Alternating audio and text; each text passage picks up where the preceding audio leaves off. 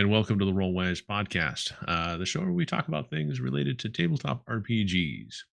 This week, we were inspired by a thought that was going around, or at least a post on Reddit that seems to be making the rounds, related to something about 44 rules for D&D that so basically there was a Reddit post that went around. It was called like the 44 rules for D&D, and this post was borderline insane in terms of like presentation. And so I think a lot of people riffed on it, but after finding somebody had recreated the post because the original was deleted, there's the worst part about this post is it kind of reflects that there are tables out there that have crazy rules attached to them. And I don't know if you would ever see me at a table personally that had this type of thing. But the worst part is there are some of these rules that we get that I could agree with if they were presented in a more respectful and kind of normal fashion. So I think Right. so. The, So the way that it came about, I understand, is the GM in this case had gone on a hiatus, which means Mhm, something stopped the game in the first place, which is the first mhm, red flag that something's probably wrong. yeah, And then he sent this list out to his players, saying basically these are the rules when I start DMing again. yeah. And they're very aggressive. Like, and that's the thing, I think, is if they were less hostile, um, I think some of them would make sense. I mean, some of them are absolutely ridiculous, but Yeah. Yeah. um, So it basically comes down to toxic tables, and I think this is a really good topic to kind of discuss because I think we can do two things. We can talk just a tiny bit if you guys are interested about any rules that stood out for you from this 44 rules as to either on the insane side or not. And then also I went out under Reddit and I posted just to see what other people had thought about in terms of like insane rules that had cropped up at their table. And I found there to be some very interesting ones that people were willing to share. So I think those would be good because I mean, and ultimately, if you guys want to talk about like what red flags do you have at a gaming table, like what to identify, I mean, these kind of things should help you identify if you have red flags at a table, but what to do with it afterwards is I kind of mean, a different bag of worms. and red flags is a little bit different. Like if everybody agrees to these rules and are like, yeah, that's cool, like that's fine. The problem with this post is it's like there's definitely things that have happened, and he's definitely calling out certain people in his group specifically as the stuff that's happened. Yeah, And Yeah, and like, and I would say he doesn't, and I would say in his case, this 44 rules thing that was going on, I would say in his case that he adamantly does not actually want a GM anymore. mhm, Like anytime you're throwing on a rule, I will just go home, is pretty much like I'm not really going to enjoy doing this. yeah, So yeah. The relationships have been broken. I think that was the mhm, thing that struck me. Like, I didn't necessarily think they were crazy. They were certainly things that they weren't phrased the way I would have phrased them, but whatever cohesion this group had, whether they were a group of friends or they were a group of strangers who came together, it's gone. Like, there's no respect from the DM for the players. There's no mhm, respect for the players to the DM. yeah, The DM at least has been pushed far enough that they thought that they could fix the situation by making things very personal, not calling out people by names, but by making them very personal because they felt that disrespected, that they were coming back with that much energy towards the people who had yeah. So yeah, disrespected yeah. them. I just did. I don't know why this group is continuing to play together. Yeah, yeah, a lot of people talked about how crazy this GM is, but like the table to make this sort of response has to be pretty crazy too. well, Yeah, exactly, yeah, yeah, and there's a ton of there's other videos that people have done. There's other posts that people have talked about it because it's a hot button thing. But like Mike said, it comes down to toxic tables and how they develop and what you can do to try to yeah, alleviate them. Because every table mhm, has their own rules on stuff, right? Like we talk about stuff like if we have a debate about how a rule's interpreted, in our session mhm. 0, we're going to do this. Is everybody okay with that? Mhm. Yeah. So here's one of the rules, and I'll go ahead and read this one because it seems like it's a formative rule for just probably to kind of hit on the point that we're talking about. Is rule number 38. If you treat me poorly in any way, shape, or form, or during or before the game due to something that happened in the game, you're out. If you cannot separate a game from reality, I think you're a effing moron and have little time to deal with that energy. Like that rule has to come from something Oh, that 100%. happened. Yes. No, And the that's worst part personal. is it could and don't get me wrong, we don't know the full backstory No. of what's happening here. It could have happened at another table that this person, like this could be a list of grievances that this person has developed over time, It you feels know, like it's but it attached to this specific feels table. Well, and I feel like the hiatus, there being a hiatus before these rules came out, like I'm yeah. pretty sure it's attached to something that happened at this table. There was a dust up of some kind.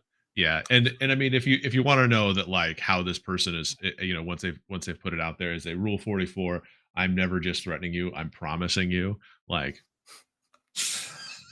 Yeah, it sounds like fist fights have happened at this table, and that's not healthy at all. No, the one that caught me was, if you're gonna walk away for bong rips or mhm, to get an alcoholic drink, like recreate the way you want to recreate, but like people coming and going and leaving the table like not at designated break times.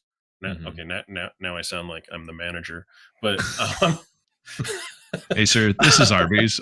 yeah. But Dungeon manager. I'm the dungeon manager. it's disruptive, right? Like Mhm, sometimes you got to take a bio break, right? Like, and you yeah, do it like immediately after your turn, and you try not to disrupt everybody, Mhm. and that's fine if it happens occasionally. But it sounds like with this table, stuff was happening all the time, and right? and to be fair, I mean, there was one gaming group I was at. They had a lot of really good cheeses at the table, but they were just off to the side. So getting up to get more cheese and crackers and stuff was kind of a thing one of the sessions. And so I can get where it could come from, but if it's a consistent thing, because obviously the rule right before that is like if you're too stoned or drunk to like play, then Right, I'm going to leave. Like so, right. obviously there were sessions that people were too stoned or drunk. And I think that's part of it though. Like, is like you should be able to say, hey, if you are too high to know what dice you're rolling, I Mhm. don't think we should play the game anymore. We should Yeah, stop for the night. But that doesn't mean the part that's bad is I'm leaving. Like I'm Yeah. not going to hang out with my friends anymore because you're too high. If Screw you yeah. guys. if I look at you and you're ripped out of your mind and I think that this is affecting my game, I'm out. Like, Yeah, and like I it, just pack up my stuff like and no, take my ball and go home. This is one of those things that for sure mhm, is like, and that's what makes me say that he doesn't like he may not even want to hang out with these people anymore, let alone like GM for these people. And I think that's the saddest part is like at one point he probably enjoyed GMing for this group, but mhm. something happened somewhere and it got It's out of control. it sounds horribly broken. Yeah. There's one early on, Mike, that talks about like all turns are like 1 minute, Oh Sure. yeah, or Oh yeah. timing something. turns, which is one that a Timing lot. turns is I have been the slow guy at the table at times, right? Like Mhm, I have, and I'm very aware of it. I get sometimes we aren't all, but aware of everything. How what we do mhm. impacts everybody else, but I think that's just like a side discussion, right? Like, is there Well, something that you're not understanding about your Well, character? a Can lot of we help people you? like this rule because they said that it's not ridiculous to time turns. I am kind of like you. I think like timing turns is ridiculous because again the idea isn't to like put pressure on your players. The idea is to have fun playing the game. right. Like if you have chess clocks for your D&D time, like you probably should do like you should slow down a little bit, and it's a difficult game. Like there's a lot of choices that you have to make. Well, yeah. There um is, and some classes require more thought mhm, in certain situations than other classes do, right? yeah. Some classes in certain situations, it's like, well, I got one thing to Mhm, do, and I'm going to do it, and I roll. yeah. Um, I don't know. There were other things that made sense, like the tell me what you're doing before you roll the dice. Like, I think that actually is like just how the game's structured, right? Right, Mhm. that's The actually GM like describes something, the player yeah, describes what they're going to do, then the GM decides if there's even a need for a dice roll, and then the Yeah. player yeah, rolls the dice, right? Not you roll and see that you got a 20 and go, I cast fireball. right, Yeah. exactly. Well, and that's some of like some of the weird things in there because there are like the worst, like I said, the worst part about these 44 rules is that in different presentations they would be fine rules, like that's Some of them, but yes.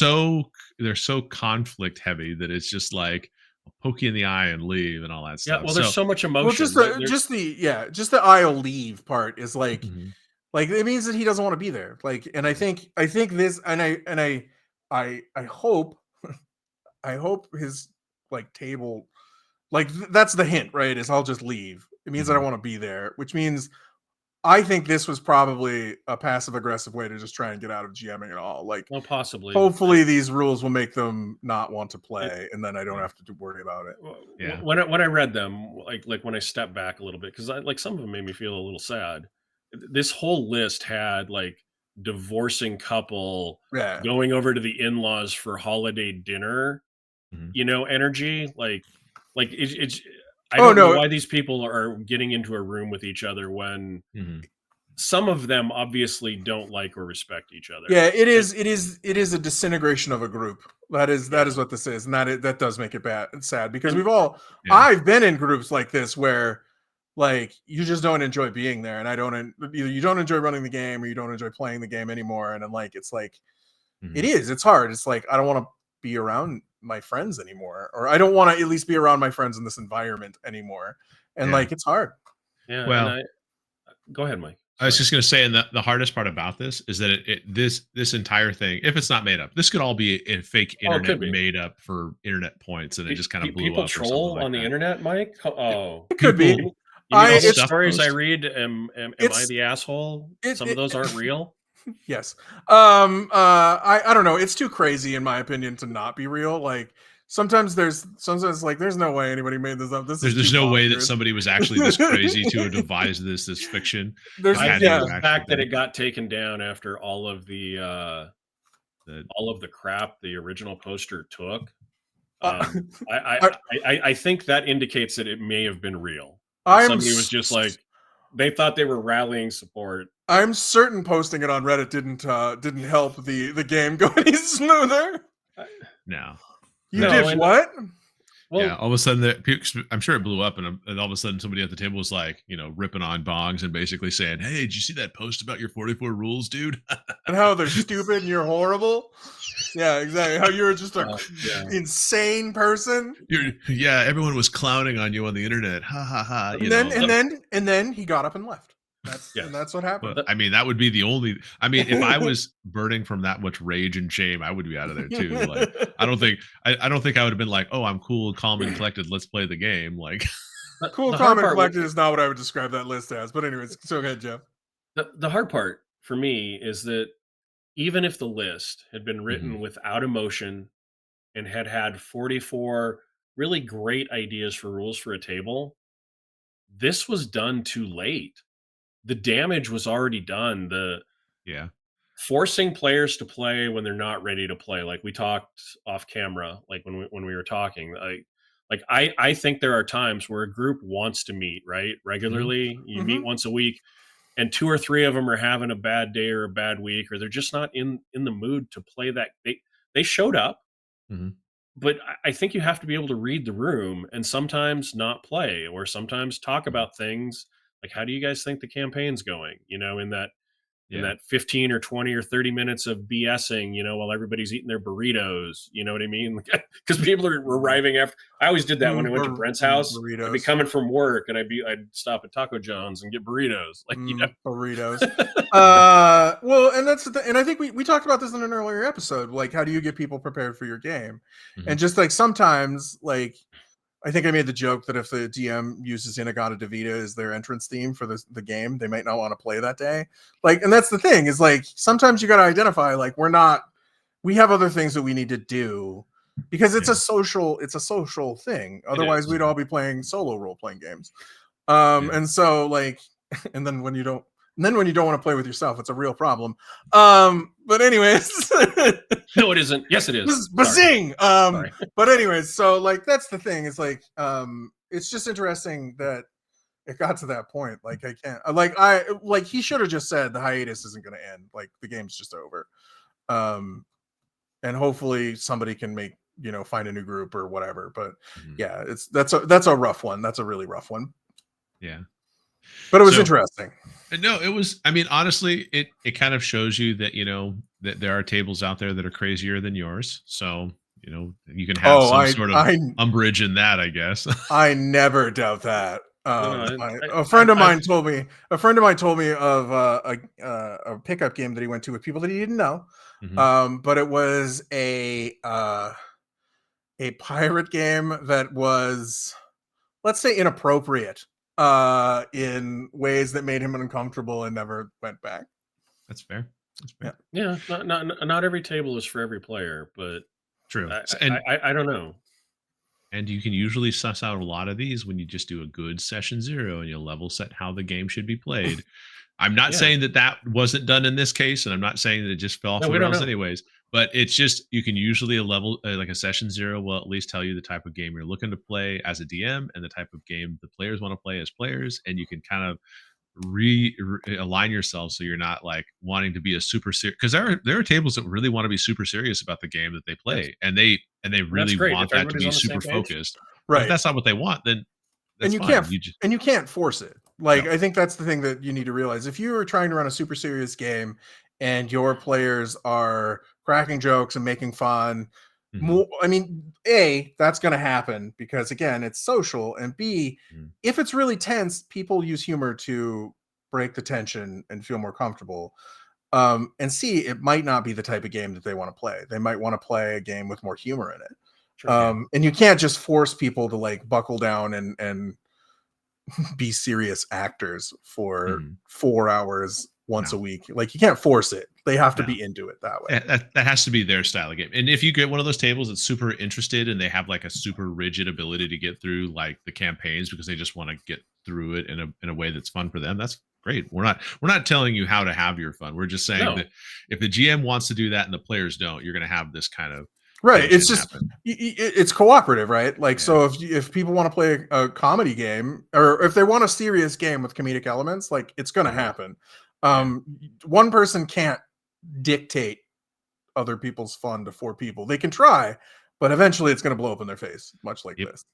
So let's switch gears and talk about let's this. talk about table rules. Because using this 44 rules as kind of an inspiration, I asked the greater RPG community, like, what were some insane house rules that they had. And I thought it would be fun to kind of talk about the top ones that they had brought up, because this actually got some good traction on Reddit. So it wasn't just like one person be like, one time there was this one DM did this one thing. No, it was some good ones. So the top post on this was really interesting because it was a person who basically had gone to a D&D game, and I have to say that a majority of these actually seem like they came from D&D games. I don't never specified editions and all that stuff, but this one was from Nightmare 696. They said, I was invited to play a D&D game where the players were expected to take an IQ test and were then restricted from ever playing a character whose intelligence was higher than their IQ score divided by 10. The DM would also limit what race and class combos each player was allowed to select from on a case by case basis based off your rolled stats and what he deemed your role playing ability to be. So that's a lot of judgment. I don't know if I could face that. Like personally, like that's a lot of judgment. Remember how we just talked about a serious GM wanting only a serious game, and then your players kind of being clown shoes? This is one of those games. Like, this guy has a concept of what he wants his game to be. Sure. That is far removed from most people. And if you agree to it, like, you're basically agreeing to play his type of game. Yeah, like, well, how about you just roll my character up for me and hand me the sheet and tell me what I need to do, and I'll do that. Well, I'd followed up with them because you're picking my class for me, like. Well, basically, you're telling me, because it's like you're giving me a pre-gen and telling me to play within this parameters. And so I'd followed up and said, is this like a weird power trip? And it was very much so a power trip kind of situation where the DM had donned the mantle of DM and they were like, I feel infinite power. Well, yeah, and they had an idea of a story they wanted to tell, and it only had these things in it. Yeah. The sad part is that they're probably, like, if you follow the thread back far enough, there probably is a single point of logic that made some sense at the time, but by the time it got implemented, what's really funny is something that the implementation feels imperfect. How about that? Right. The real funny part is there is an earlier, and that we talked about a little bit about this before we started recording, but I believe in an earlier edition they did say, like, your character's IQ is times, like, it's the number times 10, but that was like just as a base, so you knew like how, like, you had some kind of like concept of what your 18 intelligences. Yeah, like so you could imagine it, but it was Right. interesting because they mentioned that since it was a descriptor of the character in AD&D, is that there's one of the posts later down the road they elaborated on that basically that the DM's argument was that it was possible to imagine being stronger than you were in real life because you just can't pick up a car. It doesn't mean that you can't think about being able to pick up a car, but it was impossible to act more intelligently than you really are. If you're not a genius in real life, putting an 18 on a piece of paper isn't going to allow you to think and process information smarter, like a smarter person would. Which I was like, this is really weird. That's super weird, elitist. I don't know. It's not a game I would have politely declined the playing experience personally. But I think to each their own. I think there's a root of truth to that. Like I can imagine being Mhm. like we have a lot of cultural icons that we could probably go, that's what an 18 strength looks like. Mhm. There are some like in super like intelligent, like super intelligent things you could probably point out and say yes, but it's very less so. But I think you could probably act that way.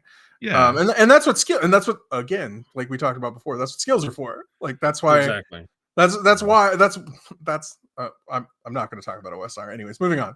Yeah, but I did have to say my favorite comment out of all the ones that were in there is that one person named Lycosoid had responded, "This is only acceptable for also doing a bench press cone drill drinking contest on the Gom Jabbar." I was like, this is, and the fact that the Gom Jabbar was the final thing on there, test your willpower, I think, was just, it was my favorite way to really file that under never going to happen. You should ask him if we can put that on our shirt. Yeah. maybe. So I thought that was pretty good. The second comment that was pretty fun because this was amusing is that there was a person they played. This is Shokin 6236. They played one session under a DM around 2010 who pulled out a scrap of paper at the start of the session. When somebody made out a character joke, she wrote an R. Made an I out of saw character this one. joke. She wrote an R on it in big black marker and said, "This is an RPG. If I get to G, this session is over." And so, yes, if you broke character at any time, she would write one of the letters of RPG on the paper, and if she got to G, she would just leave. What fun! Okay, so you guys have played with me, right? Mhm. The second that I saw the GM write the R down and tell me that, at that point it becomes a challenge for how fast I can get the GM to leave the table. Oh, I wouldn't even know what was going on. That's a before toxic she left. behavior of mine. I make comments all the time. Like she wouldn't even get, like, she would sit down and I would say something out of character and she would leave. Like, well, I wouldn't even know what's going on before she was like, I have to go. well, and this is what it's just literally what I was how I responded to this was like, this feels like a how to get your DM to leave speed run. Like, yeah, like, but again, if you have a solid session 0 and you set expectations and everybody agrees, then it's a different story. If I agreed to, take a deep breath before I sit down at the table and then to be in character, I can do that if I need to. I can. I don't think it's my natural style, but I could do that. Yeah. Well, I think where some of these sound insane is because, like, they're not our friends, right? Yeah. Like some of these people, it's like, oh, that's my friend. I love them. This is something that they do. I'm okay with it.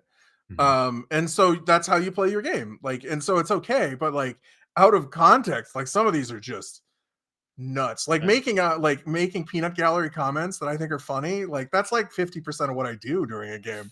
I can't even imagine somebody just being like she'd have so many letters on her page all of a sudden. It would be, no, Brett, she'd only have 3, then she'd be gone. Like that'd well, be the problem. but it would be 3 all at the same time. Like my head would just be like, and my head would be, I was like, what happened? Where did everybody go? You might get to 5 letters. You might get RPG FU, right? Yeah, exactly. She'd make a special exception for me. Yeah. Yeah, you're right though. The context. That's the important part. These are all horror stories. It's true, and they all sound insane. And like, if you were somebody who didn't know these people, like, and it was like a pickup game, and you walked into this, and they're like, "Here, take this intelligence test." Like, you should just go home because obviously things are weird now. Like, or if you paid a GM for this, and they're like, "If I write RPG, we're stopping," and it's like, "No, I paid you for this." Like, that's the thing. Like if they're your friend and you accept them, like whatever their behavior, them being a controlling dick, if you accept them being a controlling dick during their game and you can have fun with that, like that's cool, and I'm happy for you, and I'm glad you have such a good friend. But like if this is a person where you're just showing up and like sitting down on the table, like a con game where like, oh my god, I have to spend the next 4 hours with this person, like just leave, just be like, I'm sorry, I don't think I can handle your tyranny, and then just take off. Make sure to use the term tyranny with every GM. It starts the conversation off on the right foot. I feel like most GMs would understand what you're saying, at least. Well, yes, it's true. It's true. What were some of the other ones, Mike? Some of the other ones were good. I'm going to skip a couple to this one. It was this one is specifically for Brent. From Mars_Alter. Oh, good. My Pathfinder GM had a super crit rule. If you rolled a 20 on the attack and another 20 on the critical confirmation, then rolling a third die that hits the target will instantly kill them regardless of hit points. But there's a catch. He also had a critical fumble rule. If you rolled 2 ones in a row, then hit your own AC on the third roll, you automatically cut off your own head. I was like, the saddest part is I would be like, okay, and then it would happen, and I would be pissed off. you're chasing that super crit, but you hate the super fumble. And the worst part about it is that, you know, as was correctly pointed out, is that like, especially in a game like Pathfinder or D&D where you have fighters that get multiple attacks, you actually have more chances to kill yourself than the enemy in some cases. Like, yep, mm-hmm. Yeah, no, like that's true. Like statistically, it's going to happen eventually. Like it's very unlikely, but it will happen. And for me, it's very likely. Yeah, like first session, you'd just be like you'd be the barbarian. You'd be like, I don't know what happened. Yeah, just dead. Brent's I dead thought again. You were going to say leg or arm or something, not head. But I mean, it's instant kill positive, instant kill negative. That's what well, no, that's true. I appreciate the balance in it. But like, I have seen Brent roll in person, right? And with physical dice, I can believe that there is some odd spin that he's putting on it. But we have used programmed dice rollers, which I'm assuming over a large enough sample have some sort of a bell curve. And I have seen Brent consistently roll not a bell curve. That's all I'm going to say. If it's a single dice, it shouldn't be a bell curve. It should be flat. Yeah, because you have an equal chance of rolling every number. Thank you for suggesting it's not my malformed hands that's doing it. It's actually some aura that I carry with me. In another life, you may have. I don't know. It's weird because it's actually unbelievable. I was at a table once where I rolled that one D&D game I was playing. You guys weren't in it, but I rolled 1 on a D20. 11 times in a row or something ridiculous like that, and like everyone's like I feel like the probability at the table is just warping in Brent's direction. Well, like the word it was every turn for like an hour. It was statistical anomaly. It's nuts. That's crazy. It's not fair though that you picked one that was directed at Brent. That's funny though, like that, like because I know what the defense would be. He'd be like, oh, it's really unlikely that this would happen. And like midway through like the first game, I would be like, oh, my character's dead. either because he got lucky on me or I got unlucky and killed myself. Like that's exactly what would happen. It's true. Yeah, but I feel like you'd have died with that super crit rule. So I mean, I thought it was funny because it was three dice rolls in a row though. It's one. You have to do it's like one. You have to get a 1 and a 1, and then hit your armor class. Hit yourself. Yeah. So the 2 1s would be hard, but like so at least he made that kind of hard. Well, and then, but like hitting your own armor class is probably going to be easy at some point. Like really, ironically enough, I think it's actually like because it's not 3 ones in a row. 3 ones in a row would be like impossible. But like do all your bonuses apply to yourself? Like yes, at that point you just roll it into your face. You know, I get my +7 to hit my 10. Yeah, exactly. Yeah. So 85% of the time that I roll 2 ones in a row, I'm berserkering myself. Yeah, I'm berserkering, so I get my +5. I don't have any armor on, so I'm dead. Yeah. No, that's bad. I can see that. Here's another good one though. So Girl Stiletto had posted, I had a GM who had a list of things that could buy bonuses in his games. So case of magic cards, +4 to any stat. A A case? case? A case? A Buy case? That's a buy him lot. lunch or dinner. Forever? Is that Re-roll. wait? Whoa! Wait a second. Wait. Is that It's forever? +4 to any stat though. Yeah, forever. Forever. +4. Okay, Yeah. it's not okay. Okay. That's a permanent Well, +4. That's pretty I mean, good. for a magic card case, I mean that's like what? How much is a case of It's magic 10 cards? Like, boxes. but And isn't that 10 like yeah, boxes $100? of 36 packs, unless they've changed the stuff since I was part of the it's a store. lot. But Okay. it's a lot. You know, it's a Like, lot. It's it's a hundreds of couple. dollars. Yeah, it's a couple $100. Yeah. Yeah. So I mean, I don't buy magic cards, let alone buy the case. So like the fact that +4 to any stat, I mean it's generous, I Yeah, I think guess. it's 6 boxes actually, if I'm being correct. Well, and it's not, and like it's not a box of magic cards; it's a case of magic cards, which Yeah, means it's it's a box six. of boxes. Yeah, it's 6 booster boxes, I think, is what it was. Oh, It's Jesus. Yeah, it's a box of boxes. Like that's ridiculous. That's expensive. Okay. But it gets better. So in addition to the stuff that you can purchase for positives, if you picked up food for yourself and didn't bring him something, he would give you a -1 penalty. I don't. So Is what- it, I don't even know what that would apply to. Must have just been all your rolls. You're Wow. kind of hexed for the entire. Every time I want to eat, I have to go out of my way to text another person who's an adult. Like if we had an agreement that like somebody was picking up, I don't know, wings one time and pizza another, you know what I mean? Like a shared meal. That's one thing I could understand, but just and everybody, what if you got 6 players at the table and everybody's going to stop at a different fast food restaurant? They all have to bring the GM something and then we got to sit there and watch him eat 6 meals? Everyone's a -1. None of you brought me food. Yeah. Yeah, that seemed Okay, okay, that's a little wacky or a lot well, wacky. what were some of the other positives that you could buy? I'm just out of curious. I'm curious. Those are the only two that were mentioned. Was buy him Oh. lunch or dinner. You get a reroll, which yay. But get a case of magic cards +4 to any stat. And also there was a parentheses and it was an unwritten rule because apparently this is all laid out like it's a menu. Like This is just as crazy as the 44 rules. This is just That's- as crazy. this is pretty Yeah. bad. But there was also an unwritten rule that any female player had to sit closest to him during the game. Okay, that's just creepy. That And nobody should have No. been playing at that yeah, table. nobody should. That was Sink your battleship. And see. somebody had I don't mentioned- see. I said earlier stuff about red flags, but that's definitely a Yeah, flag no. that you should pay attention to. That's Mhm. that's a creepy thing. Yeah. Like, no, everybody should have left that table. That's yeah. Yes. Ugh. Yeah. Well, is there any? You got one more? We can't end on that one. That was Here's gross. one that is here's one that was a apparently at their local gaming store Discord server, which I guess I never even checked to see if my local gaming stores have Discord servers. But they had a very active poster of homebrew. This is from Fly19. I never God. really Oh, looked. oh What's that? God. I can tell this is going to be bad already. I never really looked too deeply into his stuff, but he was a really nice guy. So I jumped into one of his D&D 5e games when I had some free time. It was absolutely flooded with crazy homebrew. Any cantrip could be cast as a bonus action, and you could cast a slotted spell at the same turn as an action. So blowing magic up left and right. Somebody likes casters. Mhm. Let's go. Warforged automatically recover 1 hit point per minute. Just apparently Now because he is playing a different high fantasy game. Than the Yeah, rest he's of playing us. a different game. He but has an idea of what he is high he fantasy. does, but I might be on board. I need to hear more, Mike.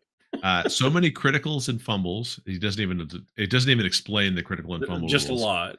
No ability score or other prerequisites for multi-classing. And every class had a homebrew subclass that punched way above its weight class. The sorcerer in particular could basically spend 1 sorcery point to swap out one of their spells for literally any other spell, even if it wasn't on the Wow. class list. What? And of course, the subclasses were weirdly popular. Go figure. And lots of homebrew monsters with insanely high bonuses. There would have to be. There would have to be. They would have I to, later right? talked to him. He power creeped himself, right? Yeah, there would Yeah. have to be. The home brewing got out of control.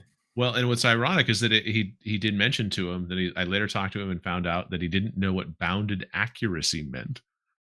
So, in 5th edition, bounded accuracy is that like kind of ceiling you hit for your bonuses to make sure it doesn't get 4th edition wild or 3rd edition wild. And he explained it after explaining it to him. He said he didn't care. Well, Well, yeah, yeah, no, no, some that, people, no, like, don't. wait, I don't understand why you would have this conversation with him because he has an idea of what he wants He his games does, to be, and and and it's a huge power fantasy. It yeah, is, I think this right? guy needs to write his own game. That's what I I think he think. does. I would love to see this come out.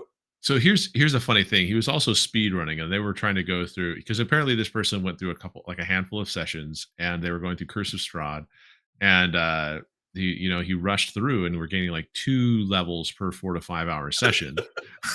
And I'm just like, as a GM, Wow. I'm like, I don't even give my players a level ever. So I'm telling you, this guy needs to publish now. Like, I would love to see this game. yeah. So nice guy, just really very different expectations as to how the game Yeah. should be Well, played no, and I run want and to all play that in this stuff. game because God, I want to play a cross of Conan and Darth Vader. I want to listen to an actual play of this game just to hear what it's like. It must be Looney Tunes, like just Looney I Tunes hit for high action. 75 damage. It My might be Warforged's already healed all his damage. The monster barely It's feels it. it's like the best Rifts game I've ever heard of. Is what it is. It's like it sounds like the most amazing Rifts game you could ever have outside of Rifts. It's just like every I, like power fantasy that you could ever have. Like I would probably play like one dungeon, one campaign, maybe, and then I Mhm. would probably go, okay, yeah, no, I never want to play a super overpowered character again. But it would be fun while I did it. Didn't you run the Gestalt game where everyone was crazy? Like, Well, so in a previous home session, I ran a game where it was gestalted, or at least that was the term we had used. I don't know if that was an official term, but they leveled up 2 classes for the same character at the same time, and it allowed for some very insane power combinations. But it also meant that I had freedom to basically throw whatever challenges I wanted at the players because they were You mean like obviously not. Zeus and Godzilla, or Zeus riding Godzilla? that's amazing. That Only is a if Rift. Zeus. That is a Rifts game. I'm positive that's in It a Rift probably game. is. Positive. I mean, yeah, basically. But if you imagine Zeus being a Warforged and Godzilla being a Warforged, then yes, then that was in the game. Giant robots. I'm unsurprised. Wow. But like, think how wacky, like powerful that was. Like, it's got to be similar. Just like, Oh, it was like just once like because there was a point where it went off the rails, like because it was so hard to balance the game because you mix sorcerers and all that stuff. And I had at one point 4 multi-classed characters there was 8, that had 4. There was like whatever 4 people. There were 6th level or 7th level. I think that's when I discovered I'd bitten off more than I could chew, and I just couldn't create a game that made sense at that point. Like, yeah, and that's what this guy's looking for. He's not looking for a game that makes sense. He's looking for a game where you The players storm Olympus. you spit on God and it riddles through Yeah. his chest like a bullet. That's the game that he's playing. What is it? Not Kung, is it Kung Fu Hustle? The one where Shaolin Golden Palm descends from the sky and smashes the guy. yeah, Like I that's the think game so. this guy's Yeah. playing. This guy is He playing. is. He's playing a game where the characters can all tug on Superman's cape with Yeah. impunity. You talk So about what are you super at gonna do level about it, one, Blue like boy? Yeah. yeah, you talk about superheroes. They're Yeah. man, that guy knows how to run high level campaigns. I would be curious if any of the games were fun. Like I understand that he's saying they're crazy, but I can't like They would can't have there would be some I can't imagine it not crazy being at least kind of fun. there probably would be some fun to be had about that for a little so. bit. Where it's like I can do what? Yeah. Everything. Well, yeah, I'm gonna Literally do that. I'm everything. gonna do that all day until I figure out there's something else that I could do that's better than that. That's true. I'm gonna go post on Reddit and say I'm playing in this game. Help me break it. That's Oh what no, the it's 3D6 broken. community for. It's broken, man. Like I can't imagine the monsters the opponents they were facing, right? Like So- they had to be nutballs. well, yeah. Could you imagine having the DM roll a dice and he rolls a 2 and he's like, "Oh, looks like I hit. Your armor class is 22, right?" Yeah. Like, what? Oh no, it wasn't that. It was I rolled a 2. Oh, or no, you rolled a 2. You critically failed. I rolled a 15. I critically succeeded. That's probably what it was, which would be the Ouch. crazy part. The crit ranges. He probably moved the crit ranges too, based on what the guy said. Maybe that would be hilarious. 1 to Oh, 5 is a you roll- fumble. 15 to 20 is a crit. No, here's what it is: 1 to 9 is a crit fail, 11 to 20 is a crit success, and 10 is just why are we even here right now? And 10 is just mediocre, and he throws something at you. Not acceptable. Yeah, unacceptable. How dare you come to my game with such a poorly designed character? So there was something that basically one of the guys, and Brent, you might have liked this, but the person had rolled five. One of the homebrews was like they had rolled 5d6, but then they kept 4d6 of the stats or something like that, and your character, you Roll a basically 24.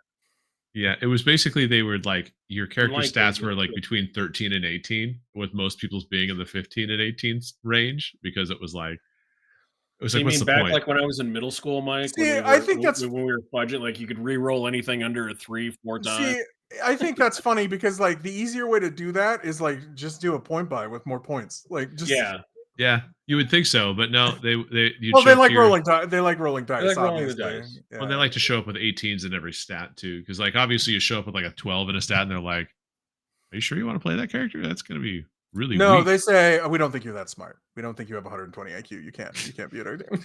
You can't play that character. Probably. So I think with that we could probably wrap up this episode and move.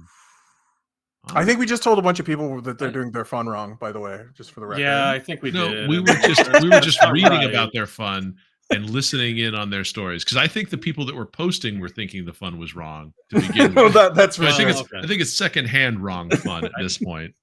Although I will do- say again, context matters. Context matters a lot, because we don't know what the GM's goals were with all of those. Like they may have sold it as like this super overpowered campaign where you're fighting epic, level monsters. Who knows? Mhm. Don't do the creepy things. That's unacceptable. Yeah, that's bad. Okay, so But- that is yeah, not fun that's- for anybody. That's just bad. horrible. Mhm. It's not acceptable. But if you're watching and you made it this far through all of that tomfoolery, leave us a comment about what your favorite or least favorite house rule was, table rule, right? Yeah, it doesn't. It could be a table rule about the game, or just how to behave at the table. Whatever Yeah. was. Yeah, I'm interested to see. or a game that was went off the rails and just something horrible or funny happened. Like those are always good too. Those are great stories. Let us know. In retrospect, often they're great stories. At the time, sometimes they're not. That's true. That's true. We can laugh about some things now that weren't quite as funny in the moment. But you can leave the comment below. You can engage us on social media, right? We are on Facebook, Threads, and Twitter. You can find us by looking for @rolewise. You can email us, rollwiseguys@gmail.com. And thank you again for joining us. Thank you, everybody, for all of our new subscribers. And thank you for listening to all of the silly things that we talked about today. As always, roll well, roll wise, and be safe out there. Thanks. Everyone.